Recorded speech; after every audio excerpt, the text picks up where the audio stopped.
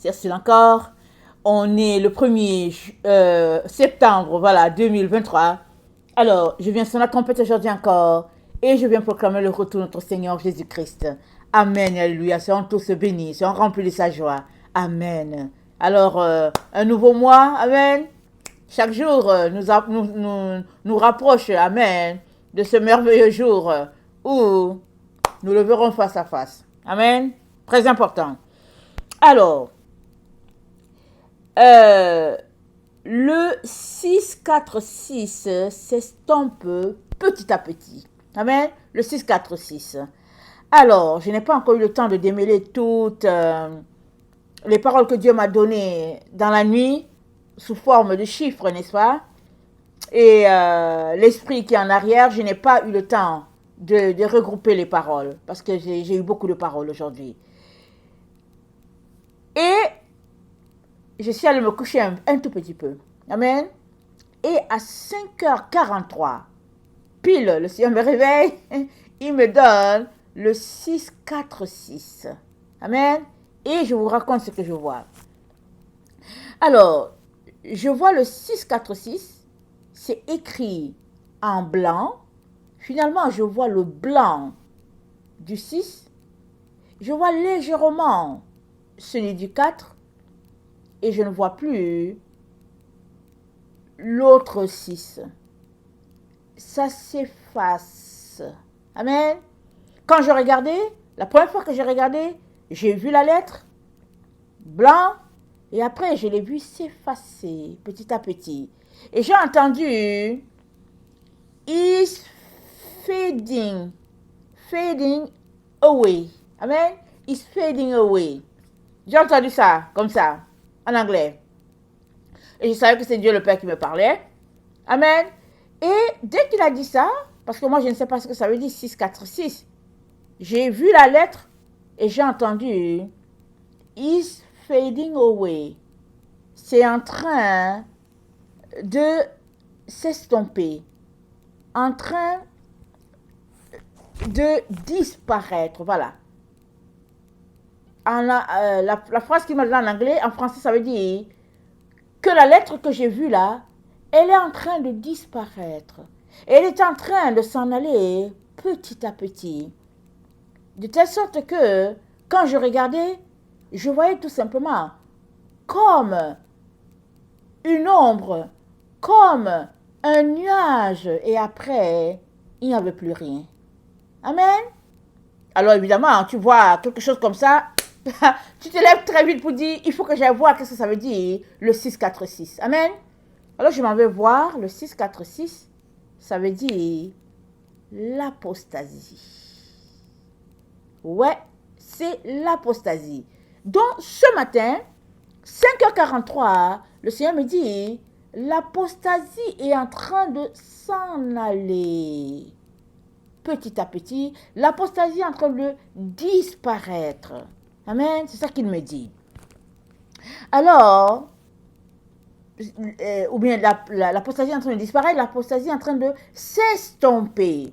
C'est ça qu'il me dit. Comme ça, clair et net. Alors, je prends note. Amen. Et je m'en vais m'organiser pour la journée, ok? Et je m'en vais regarder après cela, je m'en vais regarder 5h43, parce que j'ai reçu ma parole à 5h43. Écoutez bien, comment Dieu est précis, c'est incroyable. Alors 5h43, ça fait 5h43, c'est dit désobéissance, manque de foi, d'une manière volontaire, obstination, refus de se conformer à ce que Dieu veut, rébellion, refus d'exercer le type de foi de Dieu et proposer à Dieu une autre manière, amen, de vivre la foi. Alors, refus du type de foi de Dieu et proposer à Dieu une autre manière de voir la foi pour ses enfants. Amen. Comme souvent, quand tu es devant une situation, quand tu es devant une personne qui te fait croire que tu ne connais rien. Tu apportes une idée, la personne te dit, et que dirais-tu plutôt de ceci? Amen. Question de mettre de côté ton idée, mais d'une manière subtile, pour te dire, tu ne l'as pas du tout. Mais attends, on va t'aider, on va t'aider, on te dit, et si on faisait ça comme ci, comme ça? Et si c'est Dieu qui t'a donné l'idée, tu viens de te faire voler. Allez, en plein jour, tu viens de te faire voler. Parce que Dieu t'a dit quelque chose, quelqu'un te dit, tu n'as pas bien entendu. Quelqu'un te dit, que dirais-tu si on fait ça de cette manière? Alors, c'est ça que le mot apostasie, le chiffre 543 dans la concordance grecque, c'est ça que ça dit. Ça dit c'est la rébellion, le refus de se conformer à ce que Dieu veut, le refus, amen, de vivre le type de foi de Dieu. Et ça, c'est 5h43, et c'est le 646, et c'est l'apostasie, c'est-à-dire, Dieu m'a donné quelque chose doublement. À 5h43, il m'a donné un chiffre, 646. Le 646, ça veut dire apostasie, et l'apostasie, ça veut dire 543. Alléluia! Dieu est merveilleux! Il est merveilleux, notre Dieu! C'est incroyable! Sa sagesse, vraiment extraordinaire. Amen. Alors, comme je me suis réveillée avec ces deux chiffres-là, j'ai dit, je vais l'apporter en premier. Je ne veux pas attendre. Je vais apporter ça en premier, le temps d'aller démêler les autres choses. Alors, il se pourrait que dans la journée, vous n'ayez pas forcément tout le reste que Dieu m'a donné, mais par la grâce de Dieu, on va s'organiser pour que vous puissiez avoir le maximum. Amen, alléluia. Alors, on va regarder un peu ce que ça dit, la Bible, n'est-ce pas, par rapport à 543. 543, c'est dit, c'est la rébellion, le refus de se conformer à ce que Dieu veut. Alors, il y a certains passages que j'ai notés. Par exemple, dans Hébreux 4, le verset 6, c'est dit, Hébreux 4, le verset, attendez, ah non, j'étais pas au bon endroit, excusez-moi, Hébreux 4,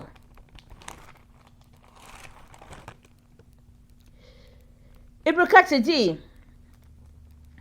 au verset 6, or, puisqu'il est encore réservé à quelques-uns d'entrer, et que ceux à qui d'abord la promesse a été faite n'y sont pas entrés à cause de leur désobéissance.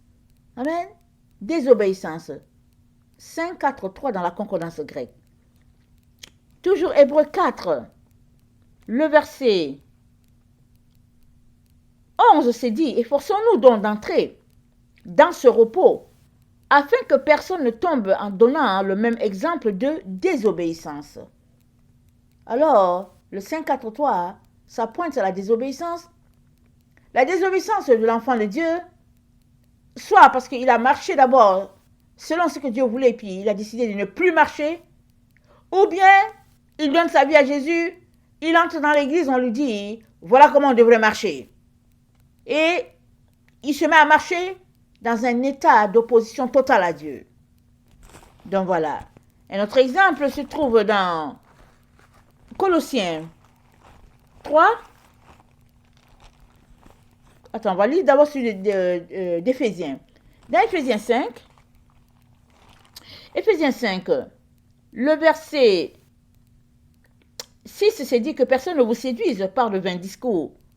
Car c'est à cause de ces choses que la colère de Dieu vient sur les fils de la rébellion.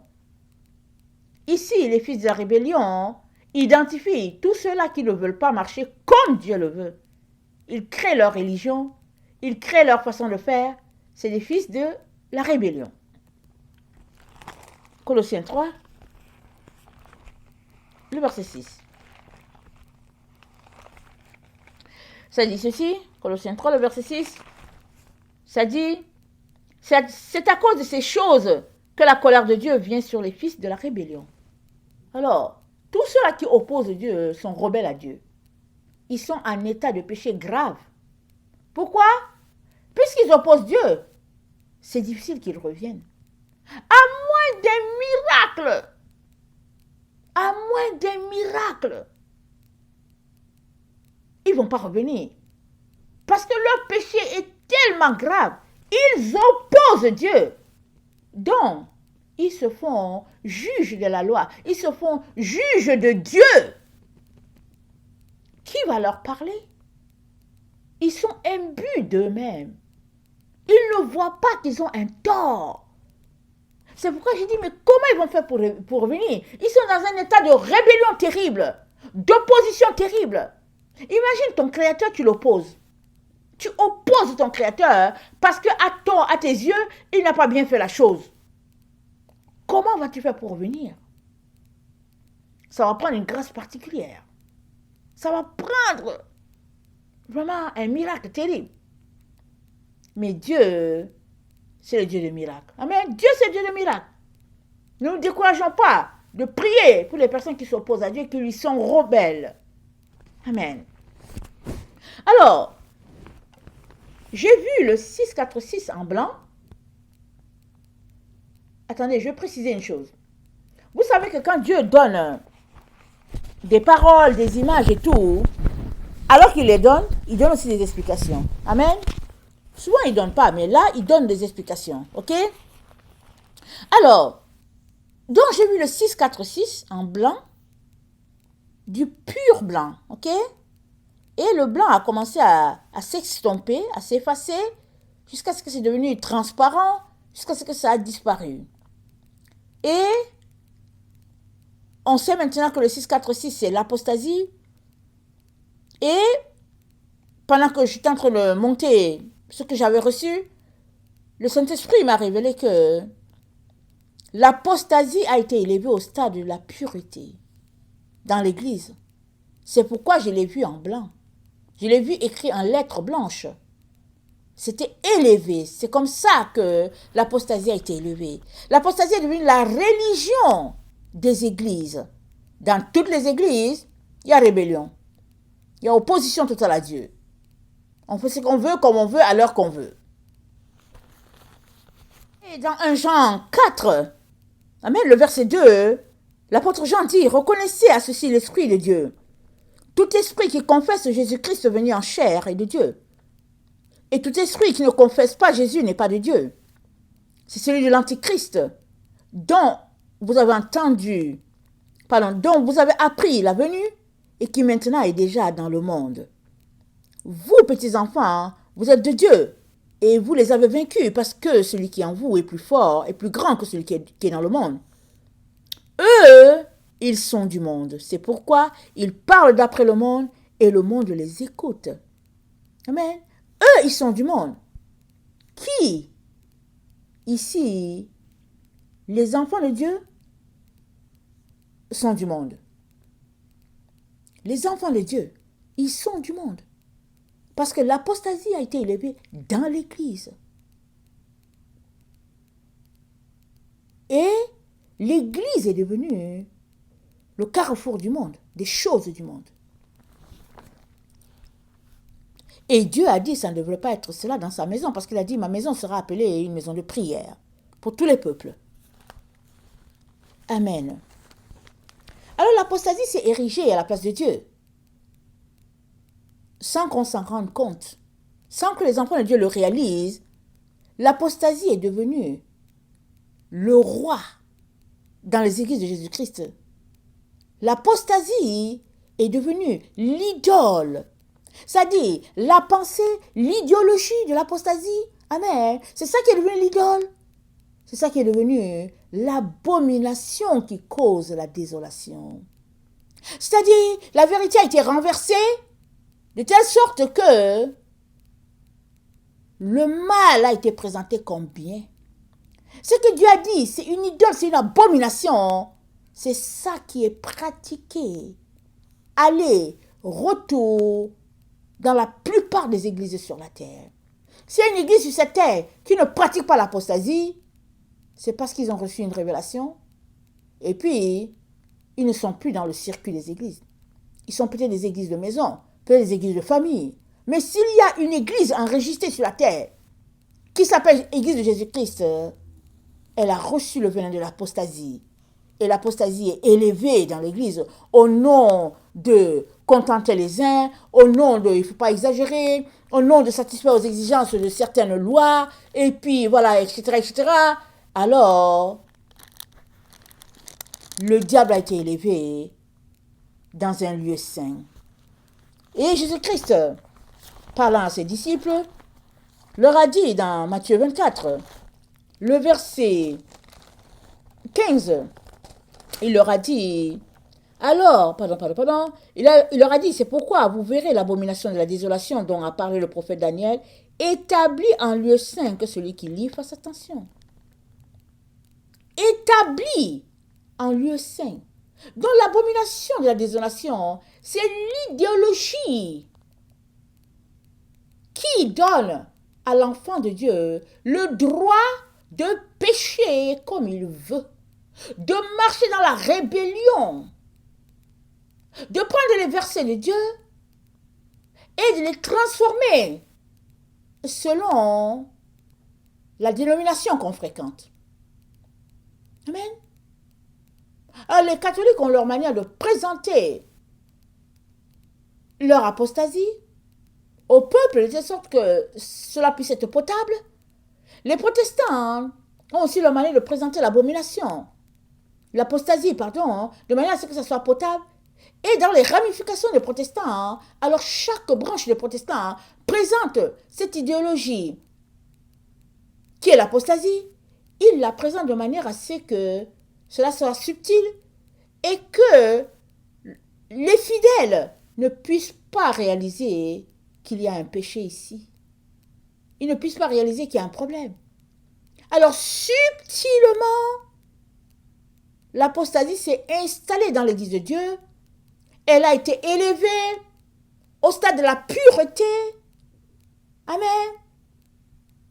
Et les gens, ils n'ont pas de problème avec. Et ils fonctionnent. Surtout ne viens pas leur dire qu'ils sont dans l'erreur, qu'ils sont dans le péché. Ne viens pas leur dire. Parce que c'est toi qui vas recevoir toutes les pierres. Tu les recevras, s'il vous plaît. Marc 13, le verset 14.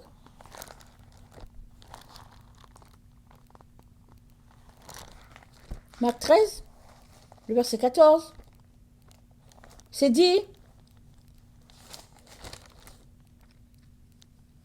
lorsque vous verrez l'abomination de la désolation établie là où elle ne doit pas être, que celui qui lit fasse attention.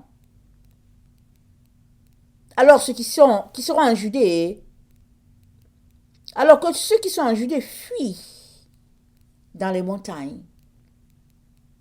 Lorsque vous verrez l'abomination de la désolation établie en lieu où elle ne doit pas être, s'il y a un seul lieu où l'apostasie ne doit pas être, c'est bien dans la maison de Dieu. Mais elle a été élevée en reine.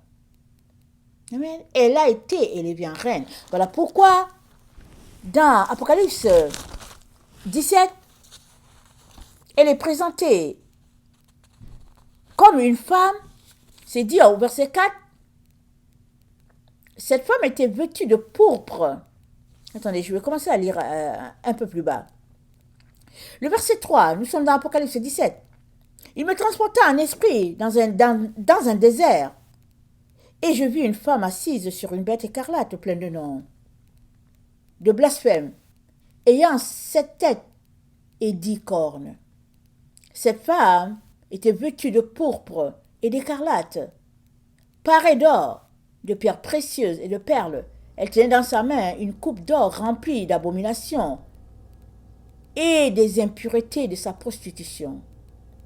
Sur son front était écrit un nom, un mystère, Babylone la grande, la mère des impudiques et des abominations de la terre.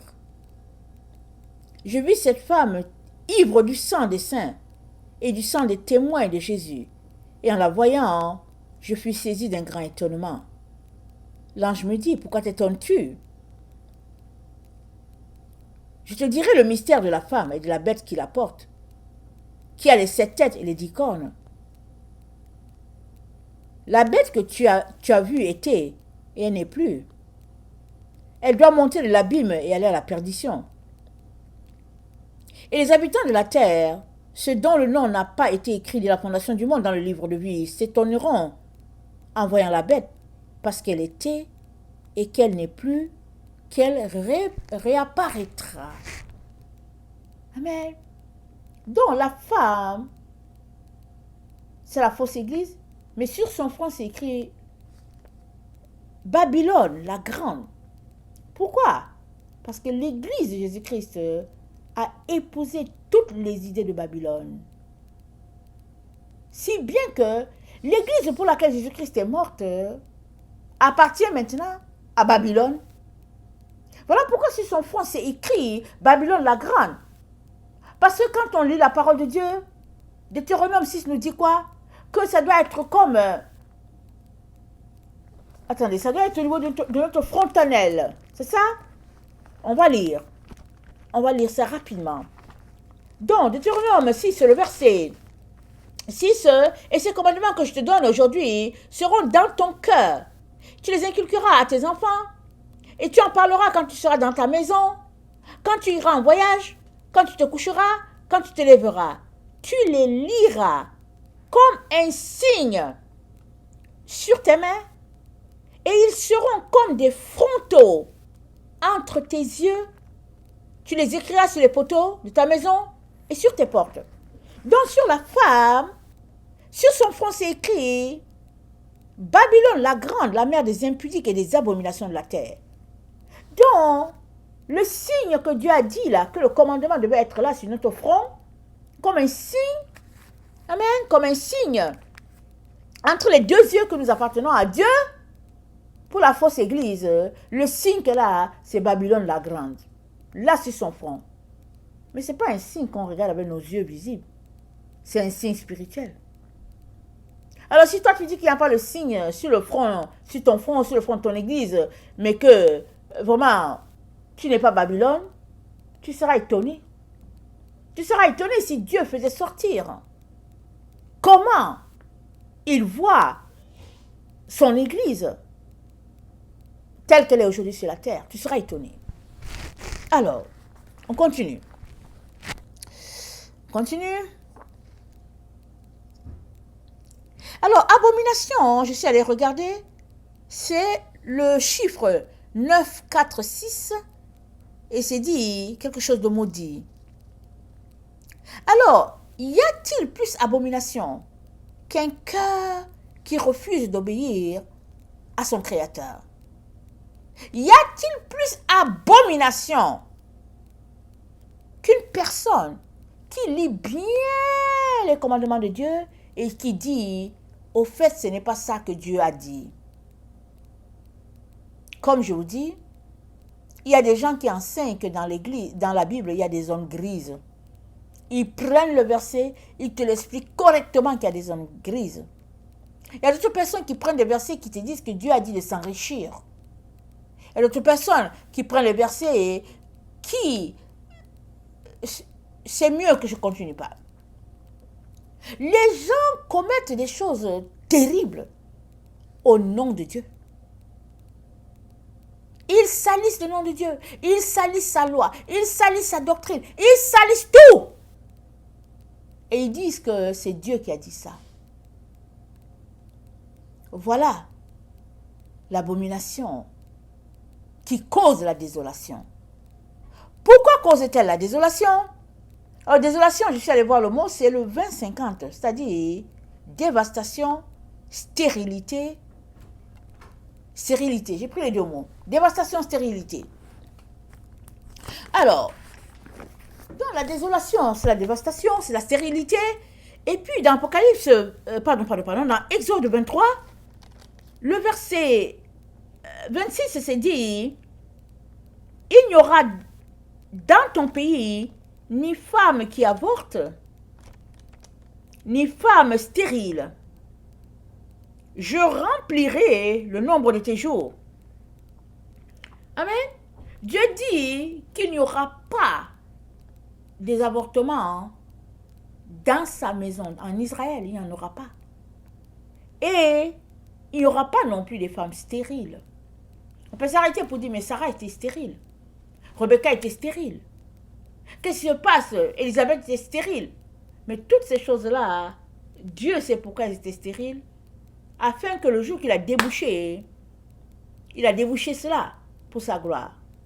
Elles étaient stériles, pas parce que elles ont pris les méthodes contraceptives pour bloquer la venue des enfants. Non, elles étaient tout simplement stériles. Et Dieu dit, dans sa maison, il n'y aura pas de femme stérile. Et nous savons que dans Ésaïe 66, il a dit, moi qui fais naître, est-ce que je vais ouvrir le sein maternel pour empêcher la naissance? Ça dit, c'est Dieu qui fait naître. Mais nous avons rempli la maison de Dieu des femmes stériles. Elles-mêmes, elles se lèvent, elles s'en vont se faire ligaturer, elles coupent ici, elles font ceci, les hommes aussi s'en vont. Ils coupent leurs urètres, chacun fait ce qu'il veut. Il coupe et il dit, Seigneur, je fais ta volonté. Désolé, si tu sais très bien que Dieu n'aime pas et tu as le faire, tu es en situation de péché. À moins que tu ne te répandes, tu es en train de traîner le péché. Et arrête-toi et demande-toi où tu passeras l'éternité. Réponds à ta question toi-même.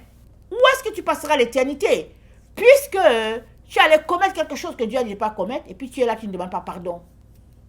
Dieu a dit dans sa maison, il n'y aura pas de femme stérile. Tu as créé ta stérilité toi-même. Et puis, qu'est-ce que tu en fais? Il faut que tu demandes pardon à Dieu. Dans les pleurs, les larmes, les supplications.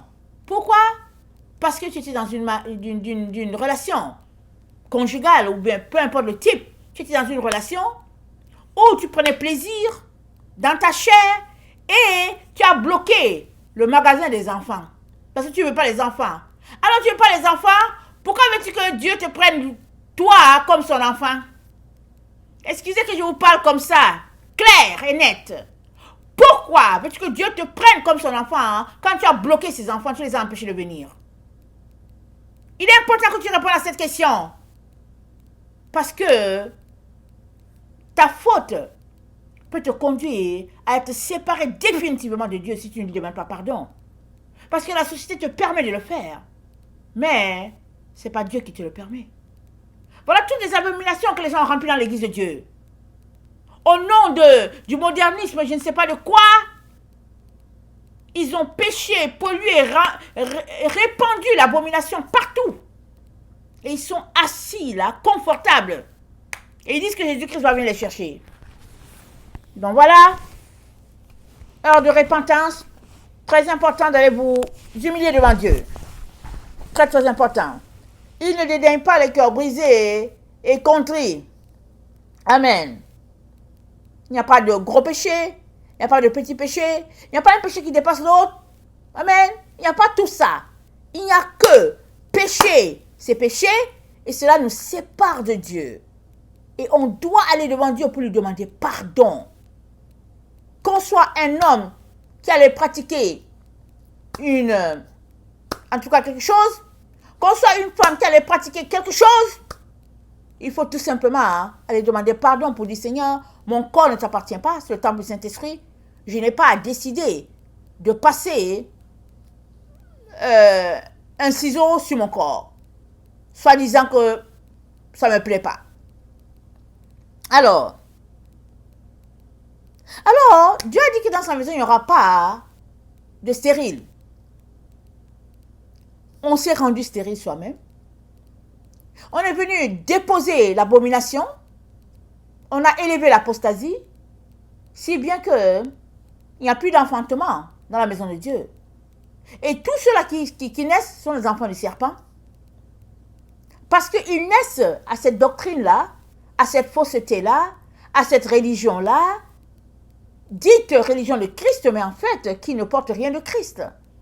Alors, ils sont là, ils sont nés, ils sont dans les églises, ils naissent, ils appartiennent aux églises. Ils disent qu'ils appartiennent à Dieu, mais Dieu ne les connaît pas. Il ne les connaît pas. Si tu fais partie, va demander pardon à Dieu. Va lui demander pardon. Parce que tu ne peux pas être en train de pratiquer la rébellion, même si tu n'en es pas l'auteur. Tu peux être en train de pratiquer la rébellion et espérer que Dieu t'inscrive dans son livre. Non. tu dois aller demander pardon, c'est-à-dire laver ton péché et décider de ne plus le pratiquer. Amen. Alors, on comprend que dans la maison de Dieu, il n'y a pas de réveil. On comprend. Parce que les naissances ont été bloquées. C'est-à-dire, la doctrine de Christ a été mise de côté, si bien que les gens donnent leur vie à Jésus, ils donnent leur vie au faux Jésus, ils naissent dans la maison du faux Jésus, ils sont dans l'illusion d'avoir rencontré Jésus, mais ils ne le connaissent pas du tout, parce que ils sont dans un édifice qui est en train d'être bâti loin de la fondation. Et ils montent des pierres, et c'est dans un édifice qui est faux, un édifice illusoire. Ils sont là, ils montent les pierres. Alors que le vrai édifice est en train d'être bâti beaucoup plus loin, dans un fondement solide et très profond, mais eux, ils ne le voient pas. Ils voient juste leur faux bâtiment, avec leurs yeux, ils le voient, et pour eux, cela est de Dieu. Mais en réalité, Dieu ne les connaît pas. Il ne connaît pas le bâtiment. C'est du néant. C'est du néant. Alors, nous sommes dans le temps où Dieu nous dit la désolation qui cause l'abomination, excusez, j'ai renversé les mots, l'abomination qui cause la désolation est en train de s'estomper, est en train de s'en aller. Pourquoi? Dieu d'ailleurs, il a chassé tous ses enfants des églises. Tous ceux-là qui obéissent à Dieu, Dieu les a chassés des églises. Il leur a dit, sortez. Ils sont dans leur maison, dans leur champ, sur leur balcon, en train de chercher leur Dieu, en train de faire leur église. Il n'y a que les rebelles qui se réunissent entre eux, continuant de pratiquer leur rébellion. Le dimanche, qui est le 7e jour, ou bien qui est le premier jour, voilà, le dimanche qui est le premier jour, ils sont là, ils se réunissent, ils disent que c'est le 7e. Mais le 7e jour, c'est pas dimanche. Dimanche, c'est le premier. Mais ils sont là, dans leur illusion, ils ne veulent pas changer. Ils sont là. Et l'apostasie a été élevée au stade de reine, comme on l'a dit tantôt, si bien que il n'y a pas eu de place pour que la vérité de Dieu puisse s'installer d'une manière ou d'une autre. Et avec la vision, le rêve de ce matin, le 646 est en train de disparaître. Et Dieu dit, la gloire de Dieu est en train de prendre sa place dans les cœurs des gens. Les yeux des gens sont en train de s'ouvrir. Les écailles sont en train de tomber. Voilà pourquoi l'apostasie s'estompe et est en train de disparaître tranquillement. Elle disparaît où? Dans le cœur de tous ceux-là qui veulent voir, qui ont décidé de changer et qui pleurent devant Dieu nuit et jour pour dire, Père, aide-moi, je ne veux pas périr. Mais tous les autres qui jouent au gros dos, qui disent, je ne change pas, alors, dans leur vie, rien ne se passe. Et ils vont se retrouver à pleurer toutes les larmes de leur corps et rien ne pourra être fait parce qu'il sera trop tard. Il n'y aura plus rien à faire. C'est maintenant que tu peux changer quelque chose parce que le monde n'a pas basculé de l'autre côté encore. Maintenant que tu es là dans ce monde, devant ce choc d'apprendre que les pratiques des églises, ce n'est pas de Dieu, c'est un choc, je vous dis, c'est un choc. Alors pendant que tu es dans ce choc-là, il faut que tu te réveilles, que tu retrousses tes manches pour dire, Père, je reçois une belle gifle. Mais aide-moi à sortir de là. Je vous l'ai déjà dit, plusieurs fois répété, j'ai grandi dans l'église. C'est tout, c'était ma vie. C'est tout. Ma famille, tout ça, c'était ça.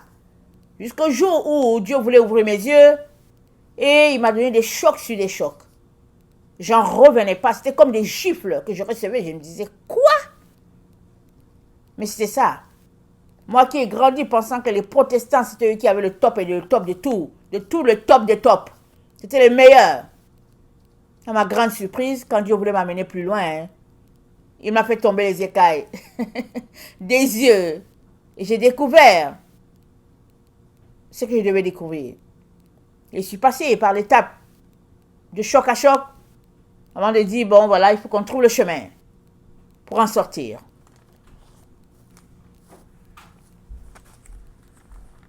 Prévu ce temps dans lequel nous nous trouvons. Amen. Il en a parlé. Dans 2 Thessaloniciens 2, c'est dit, le verset 3, que personne ne vous séduise d'aucune manière, car il faut que l'apostasie soit arrivée auparavant, et qu'on ait vu paraître l'homme du péché, le fils de la perdition, l'adversaire qui s'élève au-dessus de tout ce qu'on appelle Dieu, ou de ce qu'on adore, jusqu'à s'asseoir dans le temple de Dieu, se proclamant lui-même Dieu. Ne vous souvenez-vous pas que je vous disais ces choses lorsque j'étais encore chez vous? Et maintenant, vous savez ce qui le retient, afin qu'il ne paraisse qu'en son temps. Car le mystère de l'iniquité agit déjà, il faut seulement que celui qui le retient encore ait disparu. Et alors paraîtra l'impie que le Seigneur Jésus-Christ détruira avec le souffle de sa bouche, et qu'il anéantira par l'éclat de son avènement. L'apparition de cet impie se fera par la puissance de Satan, avec toutes sortes de miracles, de signes et de prodiges mensongers.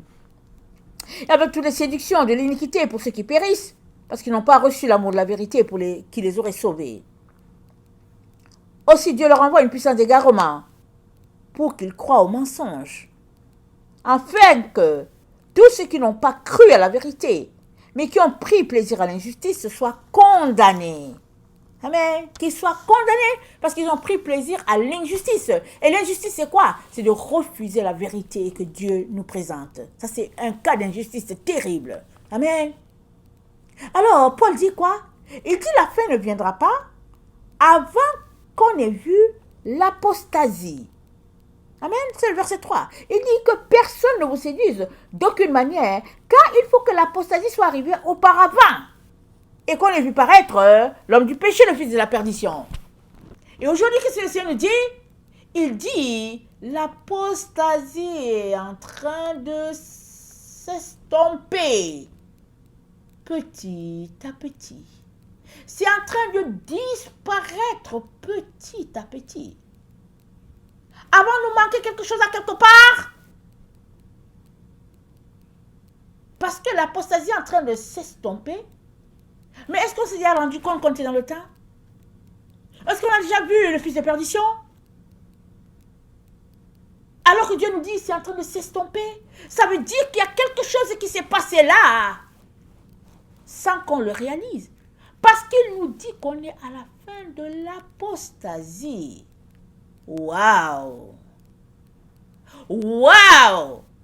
Pour ceux qui dorment sur les bancs, premier banc assis en avant, hein, qui dorment, qui refusent qu'on est dans le temps de la fin.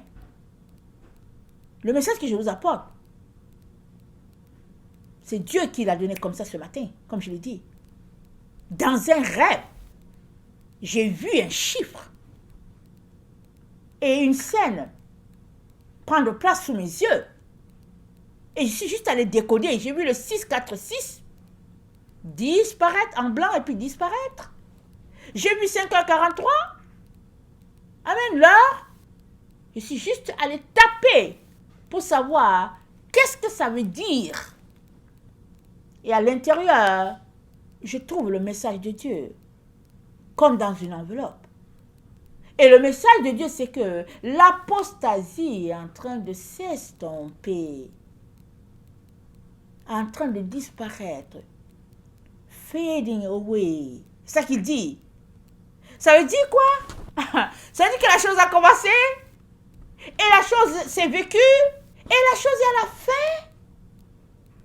Mais qui sait qu'on est à la fin de l'apostasie? Waouh!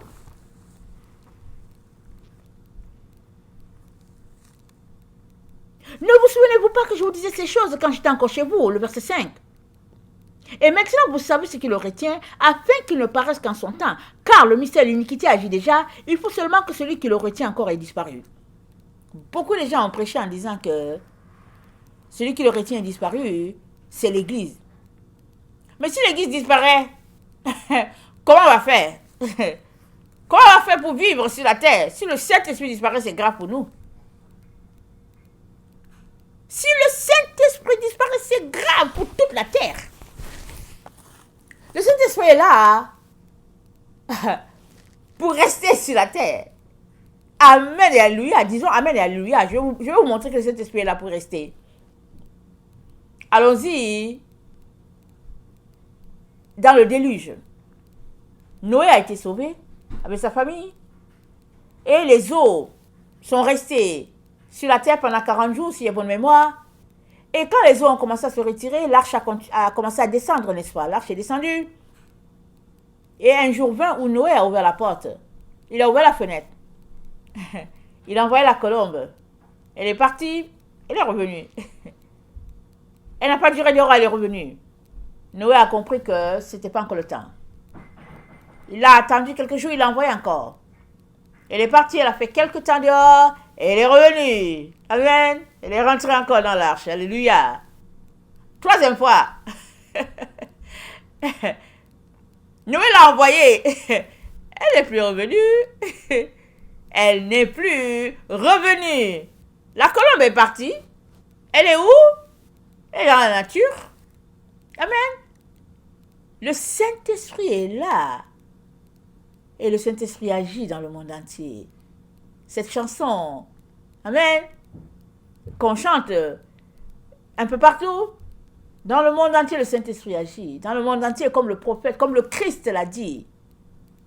Le Seigneur répand sa gloire, remplissant tout l'univers, comme le font les mers.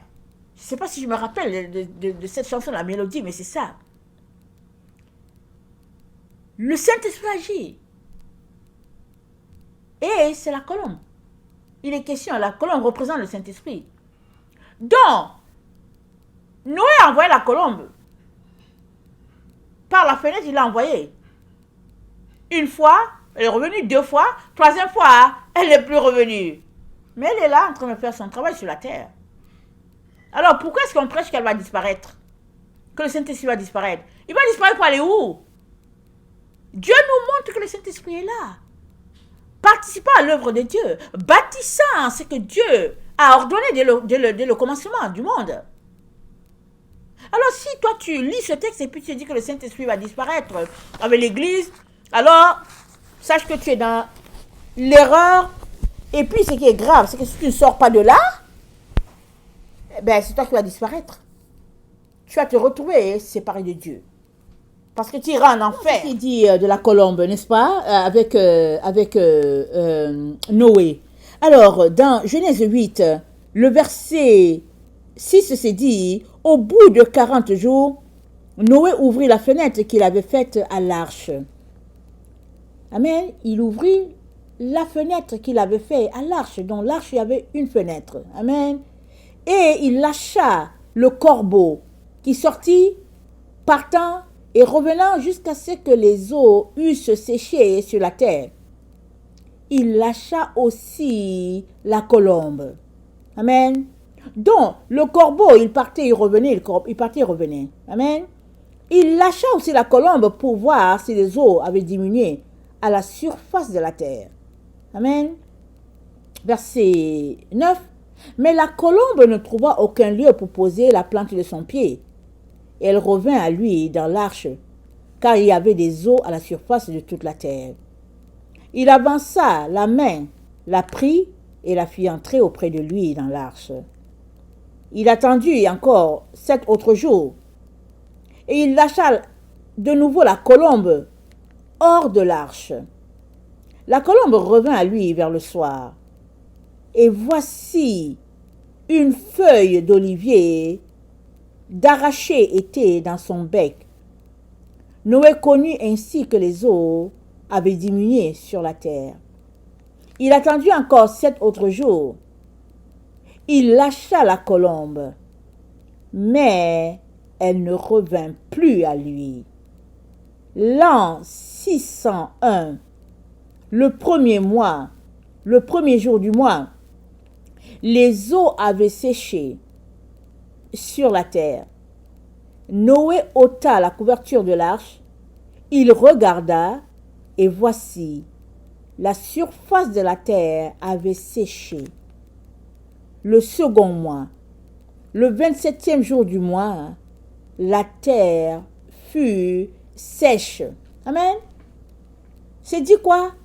C'est dit, au verset 12, il attenda encore 7 autres jours et il lâcha la colombe, mais elle ne revint plus à lui. Elle n'est plus revenue à lui. Elle est où? Elle est sur la terre. Amen. Elle est sur la terre, en train de faire le travail qu'elle est appelée à faire sur la terre. Alors, pourquoi est-ce que les gens prêchent en disant que le Saint-Esprit va partir, il sera enlevé et puis bon, il va partir avec l'Église? Ça, c'est pas de Dieu. Ça, c'est une fausse théologie. Le Saint-Esprit est là. Et le Saint-Esprit, il est féminin. Il est féminin. Amen. C'est-à-dire, Dieu le représente. Parce que c'est l'Esprit de Dieu, n'est-ce pas? Dieu le représente par la colombe. Alors, ça a été traduit de l'araméen, de l'hébreu, du grec. Alors, dans les langues où ça a été traduit, le Saint-Esprit est présenté comme féminin. Comme une colombe, c'est féminin. Mais dans notre Bible à nous, en français ou en anglais, c'est présenté comme quelque chose de masculin. Amen. Dont la nature même de ce que Dieu a fait a été renversée. Parce que la colombe, on voit bien que c'est féminin. Amen. Donc voilà. Alors tout cela pour dire que 2 Thessaloniciens 2, le verset 17 ne veut pas dire ce que les gens disent, parce qu'ils disent que car le mystère de l'iniquité agit déjà, il faut seulement que celui qui le retient encore ait disparu, et alors paraîtra l'impie. Donc ils disent que l'Église doit disparaître d'abord, et l'impie, c'est-à-dire l'adversaire, va paraître, va venir. Mais ce n'est pas ça qui est dit. Il n'y a pas d'Église qui va disparaître. Il y a les rebelles qui seront ôtés de la terre. Et l'Église de Jésus-Christ va prospérer sur la terre. Amen. Daniel 2, le verset 35. Amen. Et puis vous pouvez regarder aussi Daniel 2, le verset 43. À 45, 35, je pense le verset, Daniel 2, le verset 34 à 35. Amen. C'est dit que la pierre frappe la montagne et la montagne s'écrase. Et cette montagne, c'est les richesses, l'or, l'argent, les métaux précieux, ça s'écrase. Et la pierre qui a frappé, elle s'élève. Mais la pierre, c'est qui? C'est notre Seigneur Jésus-Christ. Amen. La pierre, c'est la pierre sur laquelle notre Seigneur a bâti son Église. Amen. Alors, il y a beaucoup des explications qui sont fausses. Il faudrait donc quitter les voies de la fausseté pour saisir ce que Dieu est en train de dire. Sinon, on est en train de se conduire loin de Dieu. On va finir nos pas en enfer. Parce que l'explication de il faudrait que celui qui le retient encore ait disparu, ce n'est pas ça. Maintenant, qu'est-ce que ça veut dire ça? Vous savez qu'en chacun d'entre nous, nous avons l'Esprit de Dieu. L'Esprit de Dieu, en nous, c'est la lumière. C'est ça qui nous donne de faire la volonté de Dieu. Ça nous anime. L'Esprit de Dieu en nous, c'est le zèle de Dieu aussi en nous. L'Esprit de Dieu en nous, c'est la lumière de Dieu en nous. Alléluia. Tant et aussi longtemps qu'on marche avec Dieu, la lumière de Dieu est là, nous conduisant, nous dirigeant. Le Saint-Esprit est là, nous évitant les pièges et nous conduisant à destination. Amen. Mais si on pêche, Dieu fait grâce, il pardonne quand on demande pardon. On pêche, Dieu fait grâce, et si on lui demande pardon. On pêche, Dieu pardonne, il pardonne jusqu'à ce que vienne un jour où il dit, assez c'est assez. assez, c'est assez. À partir du moment où il dit assez, c'est assez, et qu'il envoie l'égarement, c'est fini. Donc, c'est dit quoi? Au verset 11, c'est dit, ainsi, Dieu leur envoie une puissance d'égarement pour qu'ils croient au mensonge. On ne doit jamais se comporter en rebelle de telle manière que Dieu nous enlève ce beau cadeau qui est sa lumière, qui est son esprit en nous. S'il l'enlève, c'est fini. On est atteint d'égarement. Alors, ce qui retient le mal de nous envahir n'est plus là. Alors le mal peut se répandre en nous complètement. Parce que l'Esprit de Dieu n'est plus là, en nous. Alors c'est dit au verset 7, car le mystère de l'iniquité agit déjà. Il faut seulement que celui qui le retient encore, c'est-à-dire celui qui retient le fils de perdition de devenir impie, si ça disparaît, le fils de perdition va devenir impie, il va devenir l'adversaire. C'est ça l'explication. C'est dit que personne ne vous séduise, je suis au verset 3.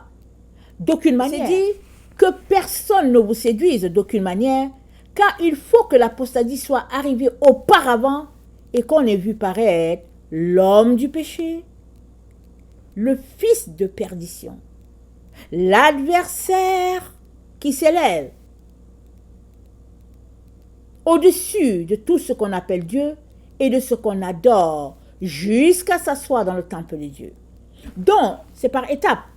C'est dit quoi? C'est d'abord homme du péché, c'est quelqu'un qui aime pécher, sans problème, sans remords. Deuxième étape, fils de perdition. Quand tu pêches et que tu ne demandes pas pardon, tu es perdu. Sauf si tu demandes pardon pour retrouver ta position, tu es perdu, égaré loin de Dieu.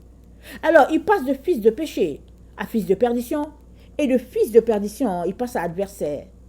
Donc, le passage de fils de perdition à adversaire, c'est le stade où l'Esprit de Dieu dans la personne a disparu. Elle n'est plus là. L'Esprit de Dieu n'est plus là, pardon. L'Esprit de Dieu n'est plus là. Pour créer en lui le zèle de faire la volonté de Dieu, l'Esprit de Dieu n'est plus là. Et à partir de là, le mal prend le dessus dans la vie de la personne. Et le mal est incontrôlable. On ne peut plus le canaliser. La personne fait ce qu'elle veut tout simplement parce que ce qui bloque le mal de se répandre dans notre être n'est plus là. Parce que Dieu a donné à chaque enfant de Dieu une dose de son esprit. C'est ça que nous puissions marcher dans la vérité, nous puissions marcher dans la lumière. Amen. Ça c'est très très important. Très important de saisir. Très important de corriger à notre niveau. Afin qu'on ne demeure pas dans le mal, dans le faux. Amen. Alors, donc, excusez-moi, dans Romains 12, le verset 11, qu'est-ce que Paul nous dit? Il dit, ayez du zèle et non de la paresse. Soyez fervents d'esprit. Servez le Seigneur.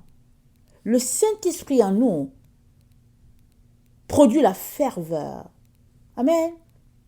On est appelé à être zélés. C'est nous-mêmes qui produisons le zèle. Amen. C'est nous-mêmes qui devons nous encourager.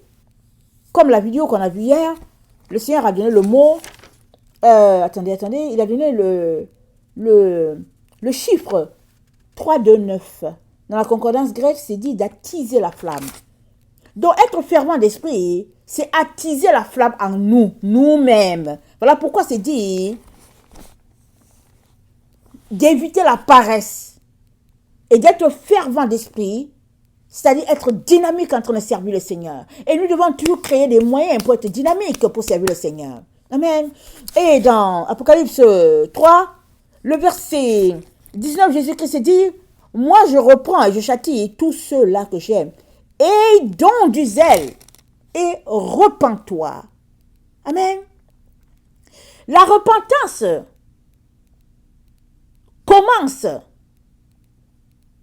avec le zèle que tu crées toi-même.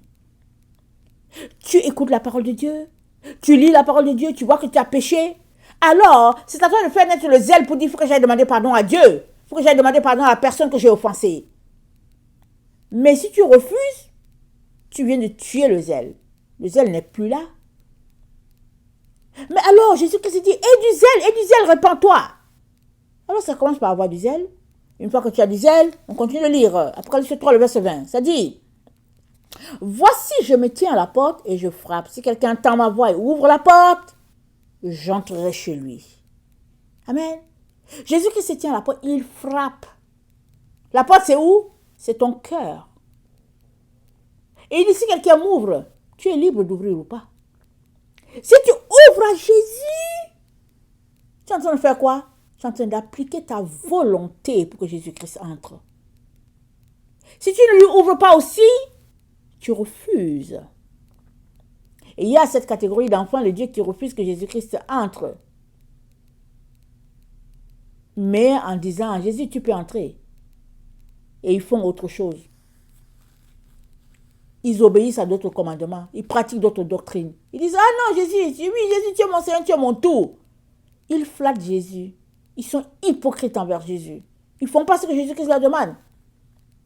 Ils disent, ah Jésus, tu es mon tout, tu es mon tout. Mais Jésus ne peut rien faire avec eux parce qu'ils ont tout bloqué. Ils barricadent toutes les portes. Il dit, Jésus-Christ, entre, Jésus, entre. Mais Jésus ne peut pas entrer. Tout est fermé. Ils ne veulent pas que Jésus-Christ entre. Ils ne veulent pas exercer leur volonté. Alors, pour retourner à notre texte de Thessaloniciens 2, le verset 7, alors, quand celui qui le retient aura disparu, alors paraîtra l'impie. Donc, le Saint-Esprit vient avec son bagage de volonté, de zèle, de lumière et de repentance. Il vient avec tout ça. C'est ça que le Saint-Esprit apporte avec lui quand il vient en toi.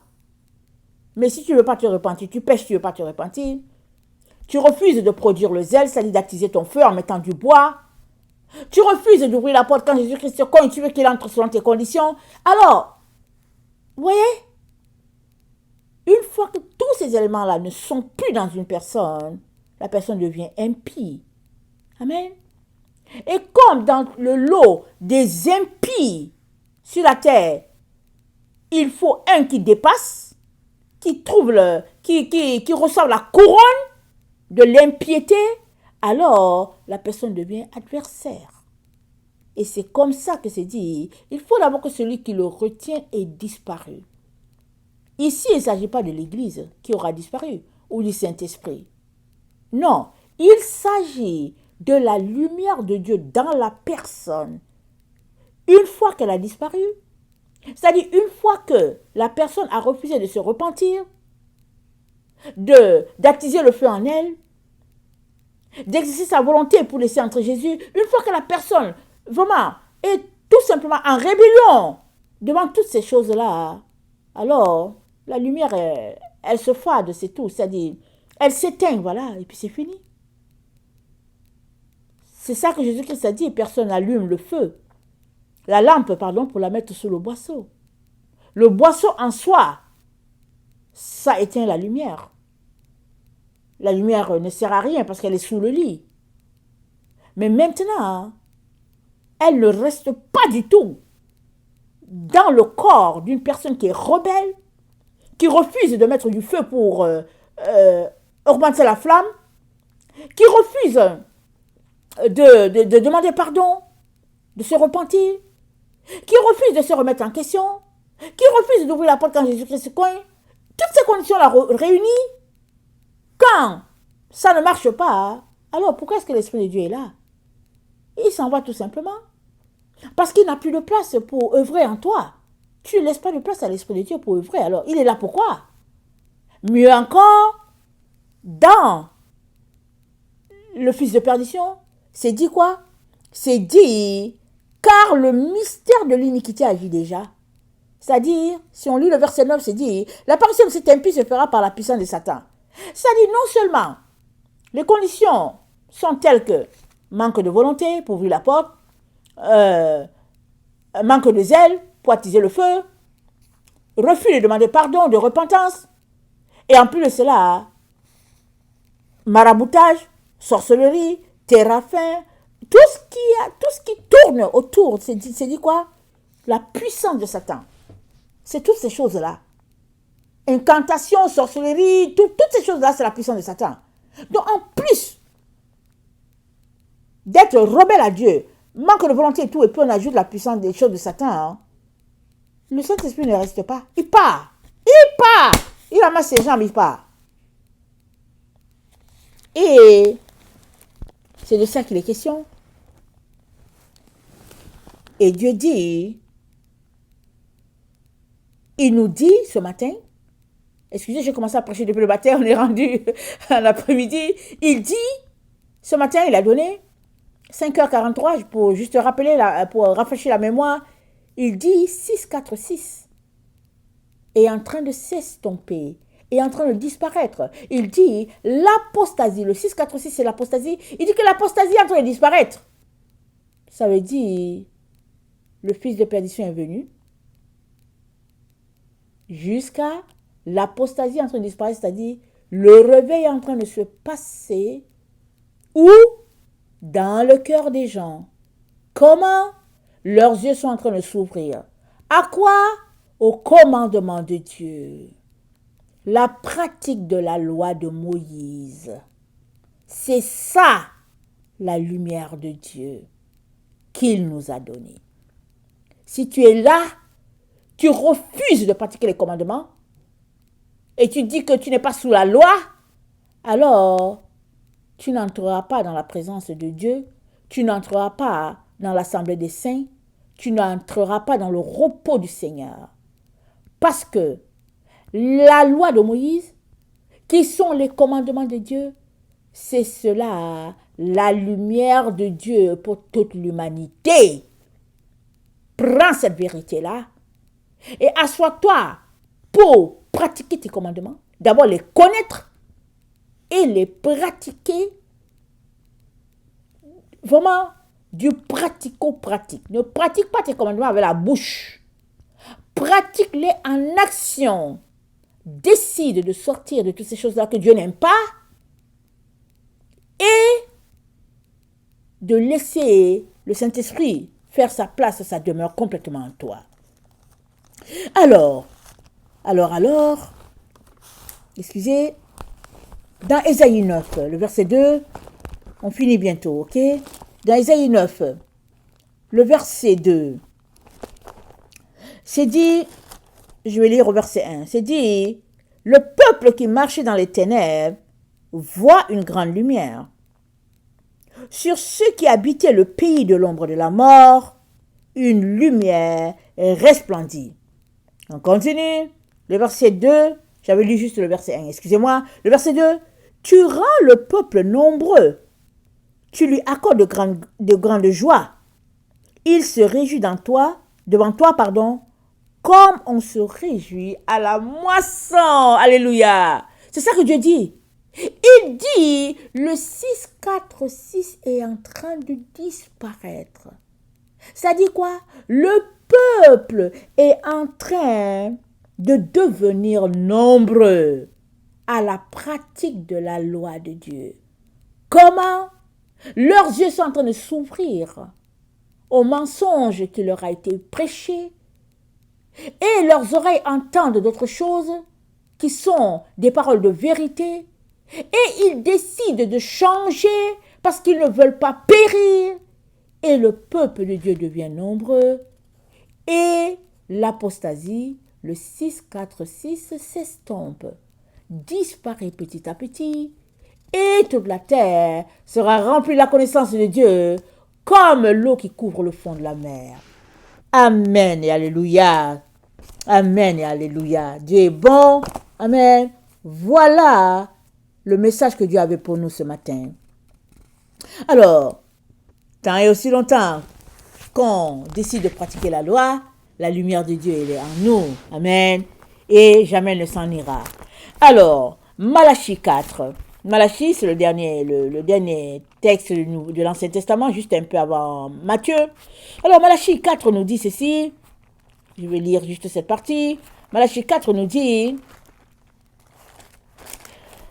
il dit, souvenez-vous de la loi de Moïse, mon serviteur. Amen.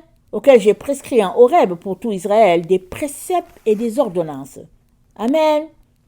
Et dans Malachie 2, le verset 4, c'est dit, vous saurez alors que je vous ai adressé des ordres, afin que mon alliance avec Lévi subsiste. Mon alliance avec lui était une alliance de vie et de paix, ce que je lui accordais pour qu'il me craignît. Et il a eu pour moi de la crainte, il a tremblé devant mon nom. La loi de la vérité était dans sa bouche, et l'iniquité n'était point trouvée sur ses lèvres. Il a marché avec moi dans la paix et dans la droiture, et il a détourné du mal beaucoup d'hommes. Car les lèvres du sacrificateur doivent garder la science, et c'est à sa bouche qu'on demande la loi, parce qu'il est un envoyé de l'Éternel des armées. Mais vous êtes écartés de ma voix. Vous avez fait de la loi une occasion de chute pour plusieurs. Vous avez violé l'alliance de Lévi, dit l'Éternel des armées. Et moi, je vous rendrai méprisable et vil aux yeux de tout le peuple, parce que vous n'avez pas gardé mes voix, et que vous avez eu égard à l'apparence des personnes quand vous interprétez la loi. Amen. Alors, Dieu va rendre vil toute personne qui n'obéit pas à sa loi, parce que la loi, c'est ça notre lumière. Et je termine avec le texte d'Apocalypse 21, pour nous rappeler que la loi, c'est celle qui est notre lumière. Amen. Apocalypse 21. Alors, c'est dit, attendez, on dirait que je me trompe un peu. Ok, Apocalypse 21, le verset 21. Les 12 portes étaient 12 perles, chaque porte était d'une seule perle. La place de la ville était d'or pur comme du verre transparent. Je ne vis point le temple dans la ville, car le Seigneur Dieu Tout-Puissant est son temple, ainsi que l'agneau. La ville n'a besoin ni de soleil, ni de la lune pour l'éclairer, car la gloire de Dieu l'éclaire, et l'agneau est son flambeau. Alléluia, alléluia et alléluia. Amen. Apocalypse 22. Alors, et il me montra un fleuve d'eau de la vie limpide comme du cristal qui sortait du trône de Dieu et de l'agneau. Au milieu de la place de la ville et sur les deux bords du fleuve, il y avait un arbre de vie produisant 12 fois les fruits et rendant son fruit chaque mois et dont le feuillage servait à la guérison des nations. Il n'y aura plus d'anathème. Le trône de Dieu et de l'agneau sera dans la ville. Et ses serviteurs le serviront et verront sa face, et son nom sera sur leur front. Il n'y aura plus de nuit. Ils n'auront besoin ni de lampe, ni de la lumière, parce que le Seigneur Dieu les éclairera, et ils régneront au siècle des siècles. Amen. Alors, il n'y aura plus besoin, amen, de lumière. Pourquoi? Parce que la loi de Dieu, la parole de Dieu, c'est cela qui est la lumière dans cette cité-là, la nouvelle Jérusalem. Amen. C'est la parole de Dieu, la loi de Dieu. Les enfants de Dieu sont en train de se réveiller à cette vérité-là qui leur a été volée, qu'ils doivent pratiquer la parole de Dieu. Et je t'encourage vivement, toi qui m'as écouté, à laisser de côté les mensonges de l'ennemi, à courir prendre ta Bible, à faire un programme pour demander pardon à Dieu pour toi, pour ta famille, pour tes enfants. Et puis, faire un programme pour lire la parole de Dieu, l'étudier, trouver un temps, amen, pour honorer le Seigneur. Et observe le sabbat, amen. Pratique le sabbat, pratique vraiment 24 heures de repos.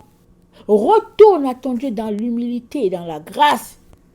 Et ton nom sera inscrit dans le livre de vie de l'agneau. Amen. Le livre de vie, amen, de l'agneau qui a été immolé. Amen. Que le Seigneur bénisse sa parole. Maranatha, Jésus revient. Amen. Alléluia. Sont tous bénis. Amen.